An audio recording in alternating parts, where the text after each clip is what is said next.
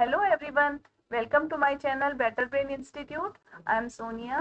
Today we will read class 7th English Honeycomb chapter 4 The Ashes That Made Trees Bloom. तो इस कहानी के जो राइटर हैं वो विलियम एलियट ग्रिफिथ है जो कि एक जापानीज राइटर है। इस कहानी में उन्होंने एक ओल्ड कपल के बारे में बताया जो कि बहुत ही ईमानदार थे, मेहनती थे, और उनके कुत्ते के बारे में बताया है कि और एक इनके जो नेबर के बारे में बताया जो बहुत ही ग्रीडी और क्रूल किस्म के थे। कैसे इस कहानी के अंदर उनके कुत्ते की जो बहुत ही दुखद मौत हो जाती है और फिर उस कुत्ते की आत्मा है जो अपने मालिक को इतने अनएक्सपेक्टेड वे में सपोर्ट करती है कि वो बहुत ज्यादा रिच हो जाते हैं। तो इसी पर ये कहानी बेस है। आइए हम पढ़ते हैं। In the good old days of the daimyos, there lived an old couple whose only pet was a little dog. अब डेमियोस क्या है यहाँ पे? जापान के अंदर जो जमींदार होते थे उनको डेमियोस के नाम से जाना जाता है। तो ये उन दिनों की बात है जब डेमियोस का जमाना हुआ करता था। एक ओल्ड कपल अपने एक पालतू कुत्ते के साथ रहते थे। हैविंग नो चिल्ड्रन, उनके कोई बच्चा नहीं था। दे लव्ड इट एज दो इट वर अ बेबी, तो अपने जो पेट डॉग था उसको इतना प्यार करते थे जैसे कि वो ही उनका बच्चा हो। The old dame made it a cushion of blue crepe and at mealtime Muko, for that was its name, would sit on it as snug as any cat. तो जो बूढ़ी औरत थी उसने अपने पालतू कुत्ते जिसका नाम क्या था म्यूको, उसके लिए एक कुशन बनाया था ब्लू क्रेप लगा के, मतलब एक नीली ले से एक कुशन बनाया जिस पर वो खाने के टाइम पर आराम से बैठता था। जैसे कि कोई कैट आराम से बैठती है ऐसे वो आराम से बैठकर उनके साथ खाना खाया करता था। The kind people fed the pet with tidbits of fish from their own chopsticks and all the boiled rice it wanted. तो जो वो वृद्ध दंपति थे वो इतने दयालु थे कि वो अपने कुत्ते को है जो मछलियों के छोटे छोटे टुकड़े अपनी चॉपस्टिक से खिलाते थे या फिर उबले हुए चावल जो भी उस कुत्ते को चाहिए होता था वो उसको भरपेट खिलाते थे।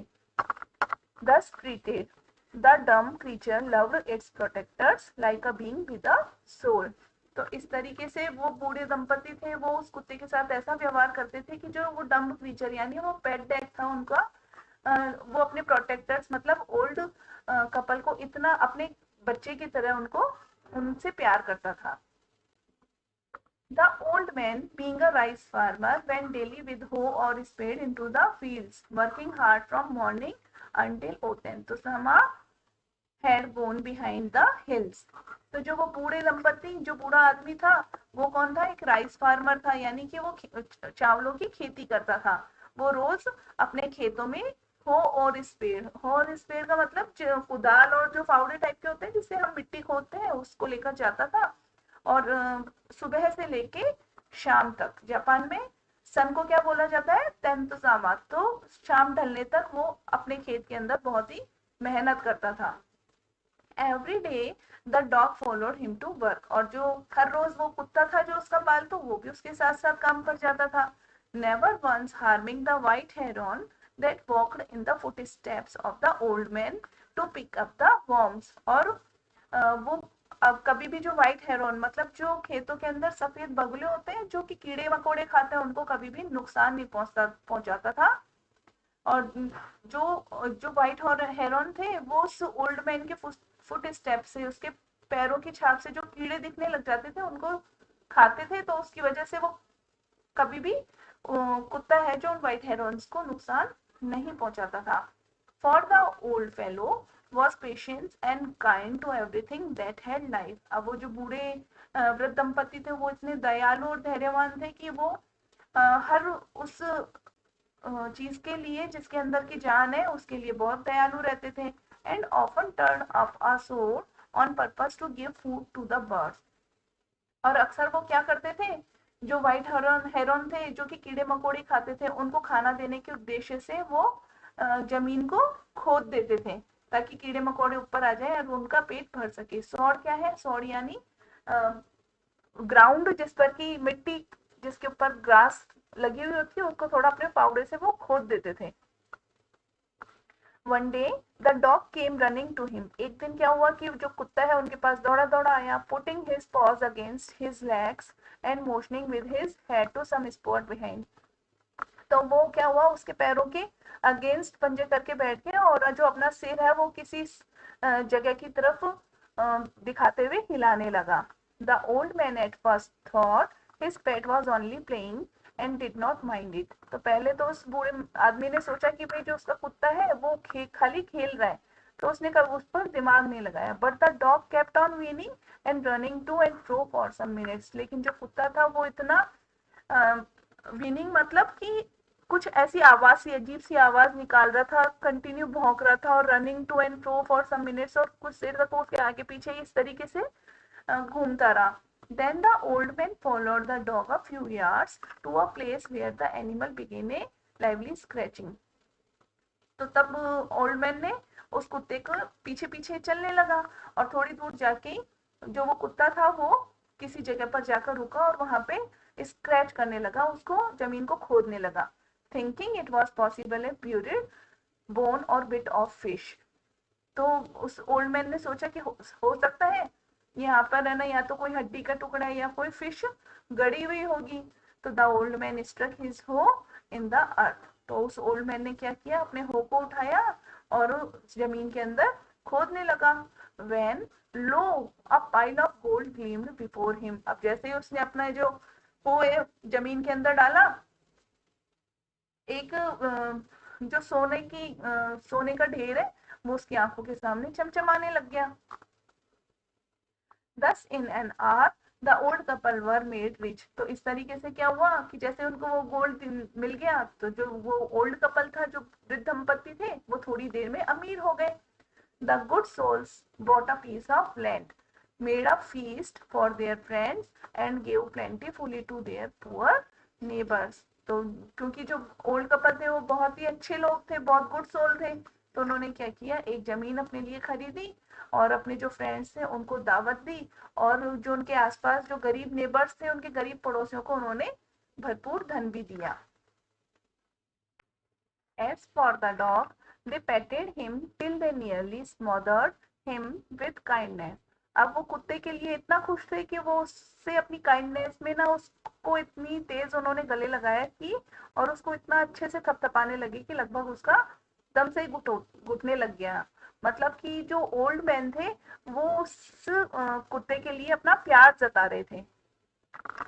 Now in the same village there lived a wicked old man and his wife. अब उसी गांव के अंदर एक विकड यानी क्रूल, एक जो क्रूल है जो ओल्ड मैन और उसकी वाइफ भी रहते थे. Not a bit sensitive and kind. अब ये थे जो बिल्कुल भी सेंसिटिव नहीं थे, नहीं है ना इनमें कोई दया भाव था. Who had always kicked and scolded all dogs whenever any passed their house. तो वो क्या करते थे, अगर उनके घर के आसपास भी कोई कुत्ता दिख जाता था तो वो उसे मार के भगा देते थे, उन्हें फटकारते रहते थे. Hearing of their neighbours good luck. अब जैसे उन्होंने अपने पड़ोसी के गुड लक के बारे में सुना, they coaxed the dog into their garden and set before him bits of fish and other dainties.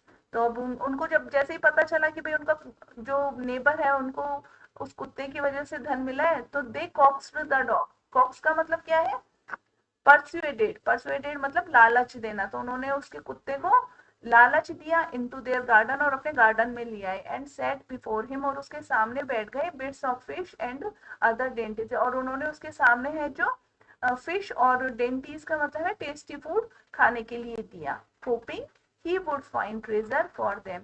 ये सोच के कि भाई अब ये भी हमारे लिए है जो खजाना ढूंढ कर देगा. बट द डॉग, लेकिन जो वो कुत्ता था, being afraid of the cruel pair, वो neither eat nor move. लेकिन जो कुत्ता था वो उस क्रूल पेयर से इतना डरा हुआ था कि न तो उसने कुछ खाया और न ही वो वहां से हिला.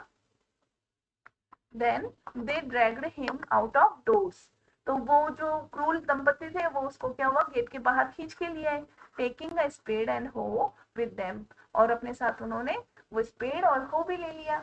No sooner had the dog got near a pine tree growing in the garden than he began to paw and scratch the ground.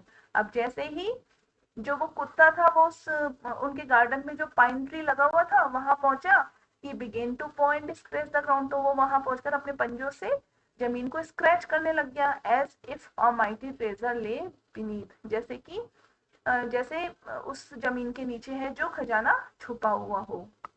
Quick wife, hand me the spade and हो।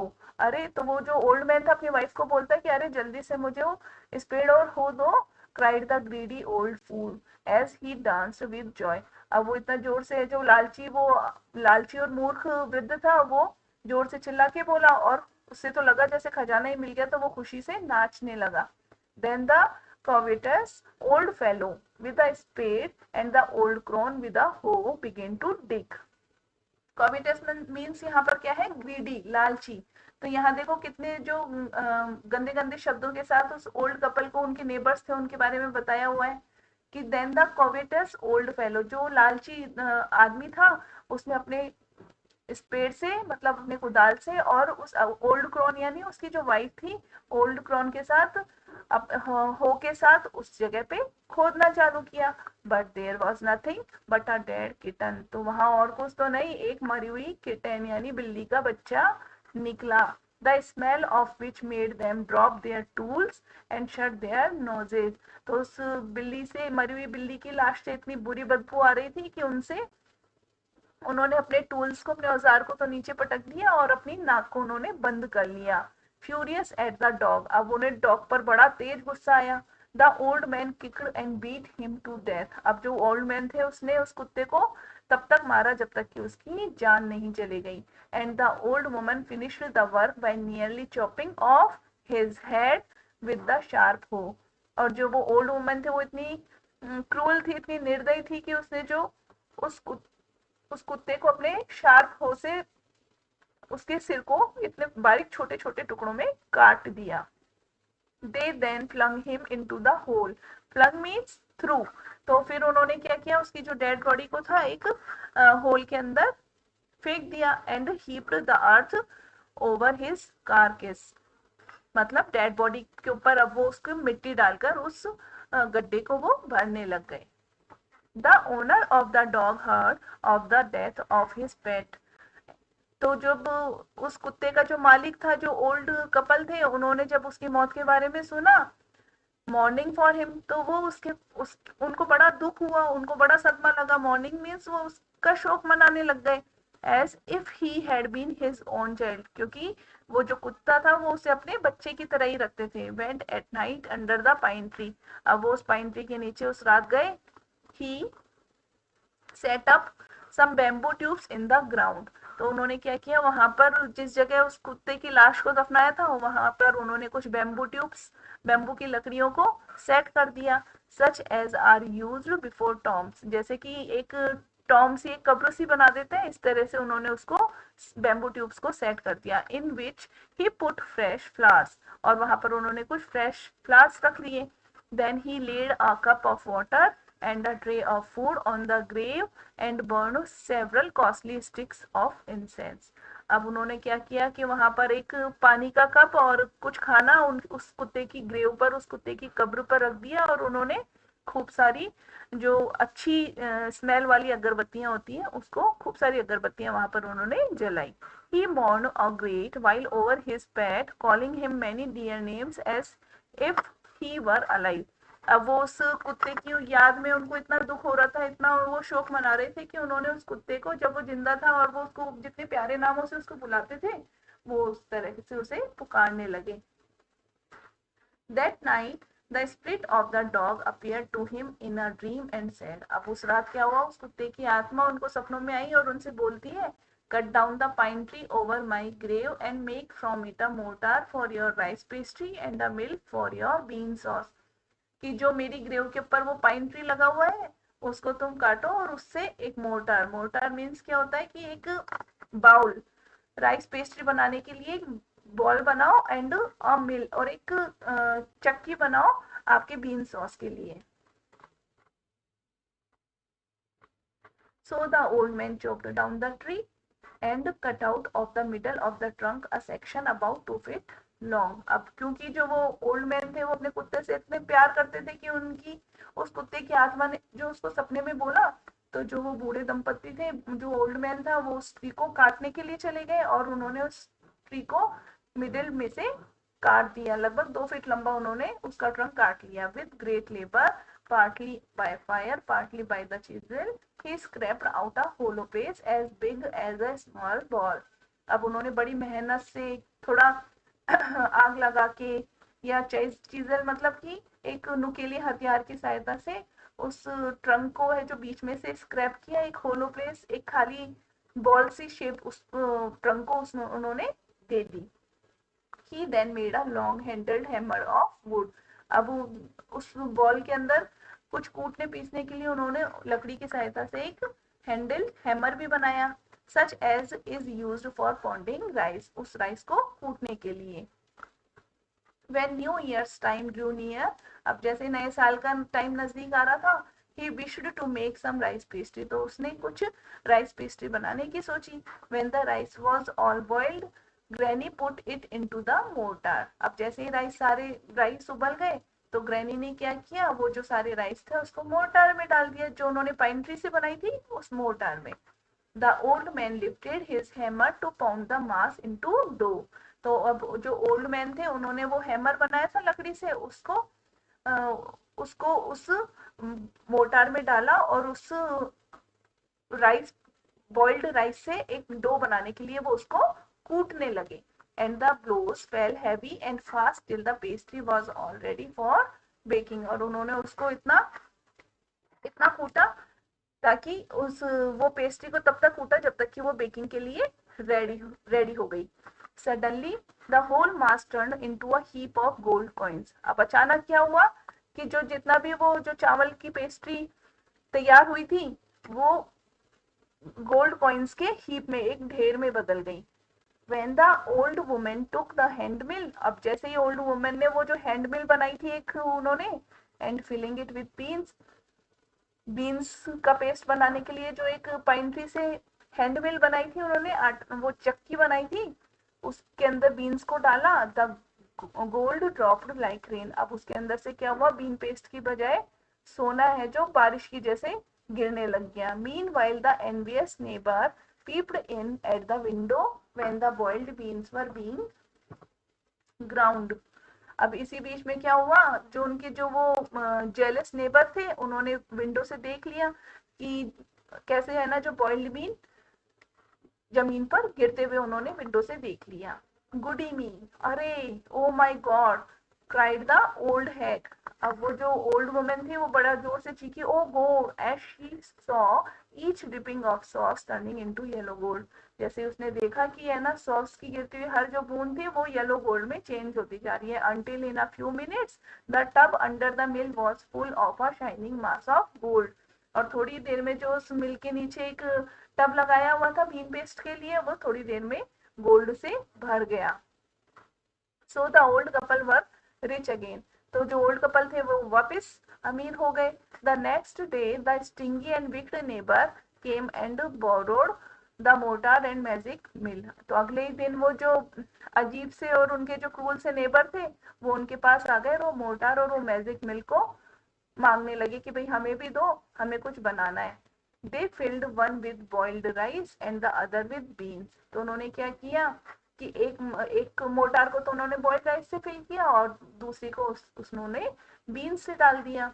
Then the old man begin to pound and the women to grind, अब तो जो old man थे वो तो उसको कूटने लगे मोटार के अंदर राइस को, और जो वुमेन थी वो बीन्स को ग्राइंड करने लगी।